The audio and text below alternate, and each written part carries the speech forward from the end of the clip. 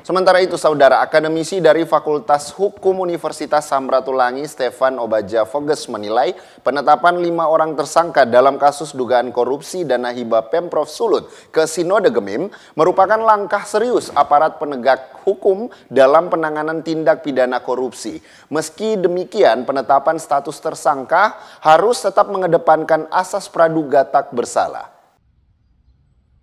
Polda Sulawesi Utara telah merilis ke publik 5 orang tersangka dalam kasus dugaan korupsi dana hibah dari pemerintah Provinsi Sulawesi Utara ke Sinode Gemim.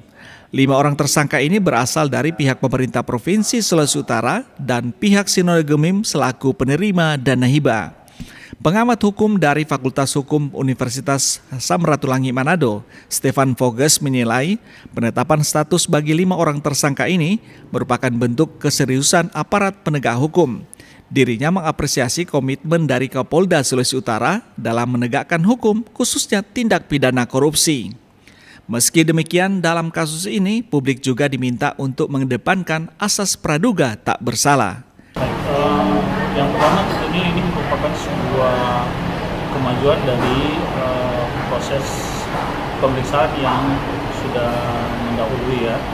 Jadi kan ada tahap penyelidikan, kemudian penyidikan, dan tentunya dengan ditetapkannya 5 tersangka ini ya berarti pihak aparat penegak hukum sudah menganggap cukup bukti, dan oleh karena itu maka kalau menurut saya ini adalah sebuah proses yang betul-betul diseriusi oleh pihak aparat penegak hukum. Dan oleh karena itu bagi 5 tersangka menurut saya sudah harus betul-betul menunjukkan sikap yang kooperatif di dalam upaya untuk membuat agar kasus ini menjadi terang benderang kepada kita semua.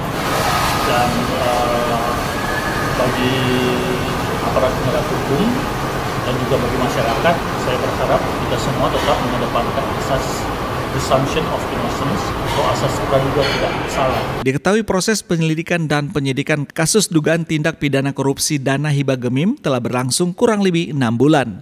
Polisi telah memeriksa puluhan saksi sebelum akhirnya menetapkan ke-5 tersangka. Kerugian negara dalam kasus ini mencapai 8,9 miliar rupiah. Yadimika Singal, Kompas TV Manado, Sulawesi Utara.